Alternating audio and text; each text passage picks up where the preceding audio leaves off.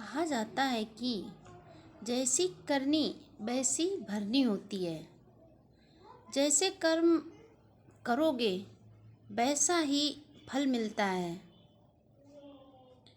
यही कोई एक समय की बात होगी कि एक शहर में एक परिवार रहता था। पति पत्नी और उसके 2 बच्चे। बहुत ही प्यारा परिवार था, बहुत ही अच्छे से चलता था, अच्छे से जीवन यापन कर रहे थे। कुछ समय होने के बाद लड़की बड़ी होती है, उसकी शादी हो जाती है और उसका एक बेटा होता है, वो भी बड़ा हो जाता है। वह कमाता, उसी से घर का खाना खर्च चलता था। थोड़े दिनों के बाद धीरे धीरे उनके माँ बाप अपने बेटे के बारे में सोचने लगते हैं और कहते हैं कि बेटा, आप भी अपनी शादी कर लो। जिस तरह से आपकी बहन अच्छे से रहती है, उसी तरह से आप भी अच्छे से अपना घर बसा लो और अच्छे से रहने लगो। मेरी भी चिंता खत्म हो जाए। तो उसकी बेटे की शादी की बात चलने लगती है और बेटा शादी करने के लिए तैयार भी हो जाता है। तभी कुछ समय के बाद उसकी शादी हो जाती है और वह सभी लोग अब अच्छे से रहने लगते हैं। माँ बाप को भी कोई चिंता नहीं थी, उनका परिवार बहुत अच्छे से चल रहा था। तभी माता पिता धीरे धीरे बूढ़े होने लगते हैं और बीमार पड़ जाते हैं। बेटा उनकी बहुत इलाज कराता है, पर वह ठीक होने का नाम नहीं लेते हैं। तभी बेटा कहता है अपने माँ बाप से कि आपकी इतनी दवाई होने के बाद भी आपकी तबीयत में कोई सुधार नहीं आ रहा है। क्या करें, मेरी बहुत टेंशन बढ़ती जा रही है, मुझे बहुत दुख होता है, मैं अपने माँ बाप को ठीक नहीं करवा पा रहा हूँ। तभी माँ बाप अपने बेटे से कहते हैं कि बेटा, अब मेरे बुढ़ापे के दिन हैं, दवा मुझे नहीं ठीक कर पाएगी और अब मैं ठीक नहीं हो पाऊँगा। मेरा तो जी करता है कि बस मैं आपके बेटे का मुंह देख लेती और इसके बाद में मैं मर जाती तो कोई मुझे दुख नहीं था, नहीं होता।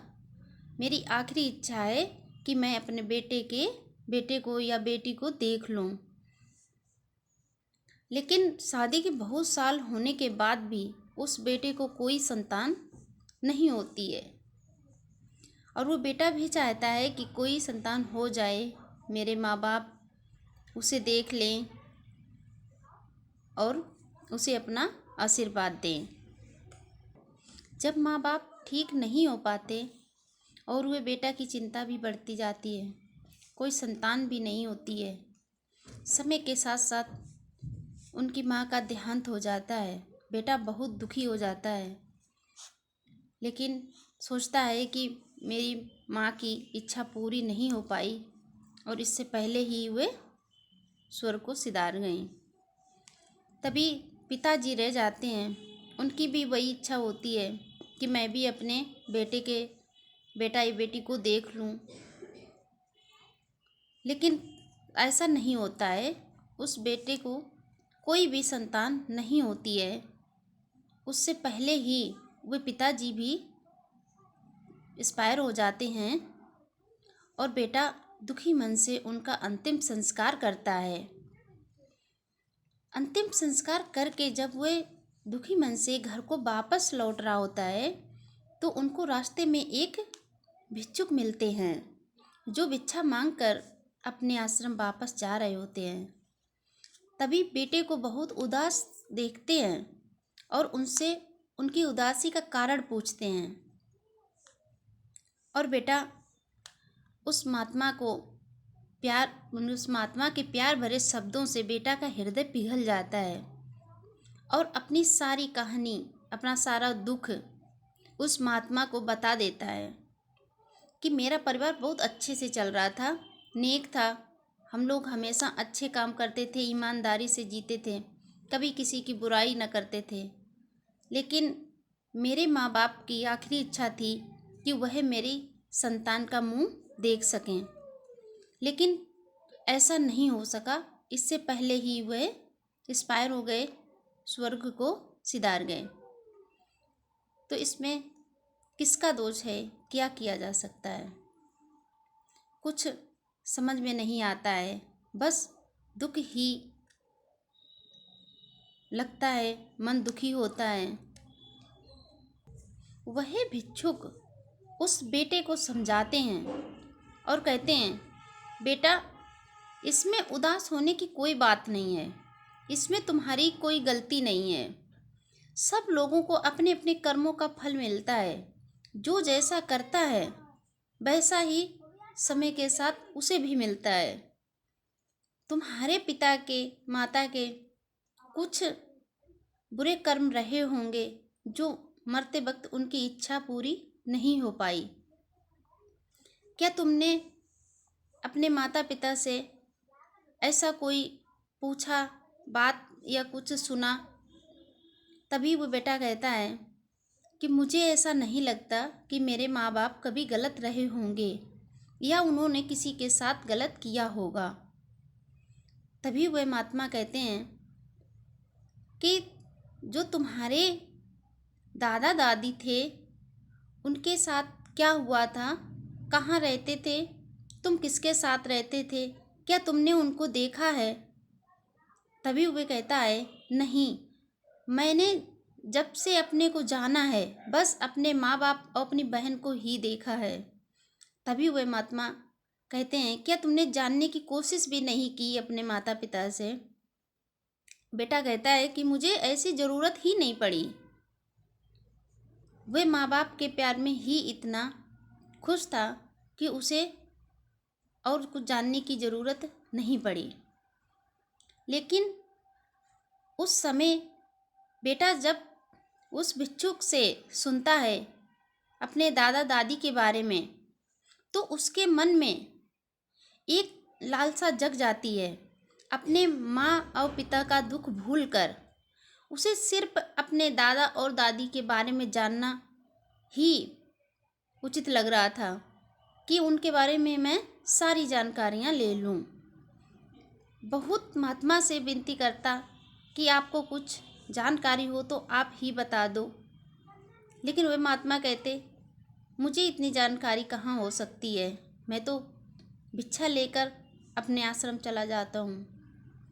आप अपने घर जाओ, अपने गांव में देखो, कोई बूढ़ा हो उससे पता करो, तो वह शायद तुम्हें कुछ उनके बारे में बता सकता है। तभी वह बेटा महात्मा से हाथ जोड़कर और अपने घर के लिए चल देता है। महात्मा अपने आश्रम चलने लगते हैं। बेटा घर जाकर गांव में देखता है, पता करता है, उसे कुछ नहीं पता चल पाता है। कोई ऐसा बूढ़ा व्यक्ति नहीं मिल पाता है जिससे उसे आगे की जानकारी मिल सके। तभी वह पास के एक आश्रम में पहुंच जाता है। कुछ दुखी लोगों की सेवा करने के लिए जाता भी रहता था और उस दिन भी वह वहाँ गया हुआ था। तो एक वहाँ वृद्ध महिला यानी कर्मचारी थी, वृद्ध महिला थी। तो उसने अपने माँ और पिता की तस्वीर उस वृद्ध महिला को दिखाई कि आपने क्या इनको कभी यहाँ पर देखा है? तो वह महिला कहने लगती है, बेटा, मेरी आँखों में अब इतनी रोशनी नहीं बची है कि मैं पुरानी तस्वीर पहचान सकूं। फिर भी वह बेटा उनसे विनती करता है, पास में बैठ जाता है, कहता है कि दादी माँ, आप एक बार इसे पहचानने की कोशिश करो, देखो शायद आपको कुछ याद आ जाए। तभी वह वृद्ध बूढ़ी महिला कर्मचारी उस फोटो को देखती है और कहती है कि बहुत सालों पहले यह आपके जो माता हों या पिता हों, यानी ये दोनों लोग यहाँ पर आए थे। मैंने देखा था एक बूढ़े, यानी दो बूढ़े लोग इनके साथ में थे। अब कौन थे ये मुझे नहीं पता। उनको यहाँ पर छोड़ गए थे, और वह जो ये फोटो में यानी तस्वीर में जो महिला दिख रही है, ये उस समय गर्भवती थी। तो बेटा आगे बहुत कुछ अपने आप से समझ आता है, और उसके मन में सब सवाल और जवाब उठने लगते हैं। वो सोचने लगता है कि शायद मेरी माँ और पिता ने मेरे बूढ़े दादा दादी को वृद्ध आश्रम में छोड़ दिया, और उसके बाद में मेरा और मेरी बहन का जन्म हुआ। मेरे दादा और दादी मेरे साथ नहीं रह पाए, मैंने उनको नहीं देख पाया। शायद इन्हीं का फल उनको भी मिला। वह वृद्ध महिला जो थी, वह बेटे की तरफ देखती है और सोचती है बेटा क्या हुआ। तभी वह कहता है कि दादी, जो यहाँ पर ये छोड़ने आए थे वो मेरे माता पिता थे, और जिनको छोड़कर गए थे वो मेरे दादा दादी थे। मेरे माता पिता जब अंतिम दिन में थे, यानी जब मरने वाले थे, तो इनकी इच्छा थी लास्ट टाइम में कि ये अपने बेटा या बेटी को देख सकें, लेकिन यह इच्छा इनकी पूरी नहीं हो पाई और ये पहले ही मर गए। शायद इनके ही कर्मों का इन्हें फल मिला। वह बेटा उस महिला से हाथ पैर जोड़कर और उनके पैर छूकर वापस अपने घर लौट आता है, और उसके मन में बस एक ही सवाल रहता है कि जैसी करनी होगी वैसी ही भरनी होगी। अगर आप अच्छे कर्म करोगे तो आपको उसका अच्छा ही फल मिलेगा। अगर आप किसी के साथ गलत करोगे तो आपको भी आगे चलकर उसका गलत ही परिणाम भोगना पड़ेगा। यानी अगर उनके माँ बाप दादा और दादी को अपने साथ में रखते, उनकी सेवा करते, वो भी अपने बेटा बेटी को देखते, उनके साथ समय बिताते, तो शायद उनकी भी लास्ट इच्छा पूरी होती। शायद उनके माता पिता को उनके कर्मों का फल ही मिला, तभी उन्हें लास्ट टाइम यानी बुढ़ापे के अंतिम दिनों में जो उनकी इच्छा थी वह पूर्ण नहीं हो पाई और वह एक्सपायर हो गए। तभी थोड़े दिनों के बाद वह बेटा को एक प्यारा सा बेटा होता है, और वह अब 2 से 3 हो जाते हैं और बहुत अच्छे से समय व्यतीत करते हैं। लेकिन हर किसी से एक ही बात कहते हैं कि भाई अच्छे कर्म करो, उसका अच्छा फल जरूर मिलता है।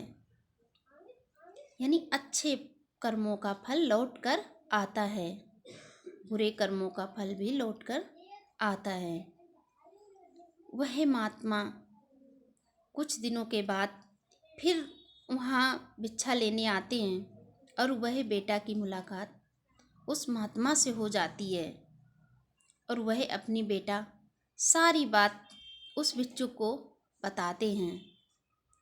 तभी वह महात्मा कहते हैं, बेटा किसी को कुछ गलत नहीं मिलता, जैसा वो करता आता है उसको वैसा ही फल मिलता है। अपने कर्मों से कोई बच नहीं सकता, जो जैसा करता है वो वैसा भरता है। जैसे कर्म होंगे आगे चलकर वैसा ही फल मिलता है। वह बेटा समझ गया और उसके अंदर अब कोई सवाल नहीं थे, कोई दुविधा नहीं थी और वो अच्छे से रहने लगा, खुश था अपने परिवार में। उसे महात्मा से भी खुश था कि आपने जो कुछ बताया वो अच्छा ही था और आपका कहना भी ये सही है कि हर किसी को अपने कर्मों का फल अवश्य मिलता है।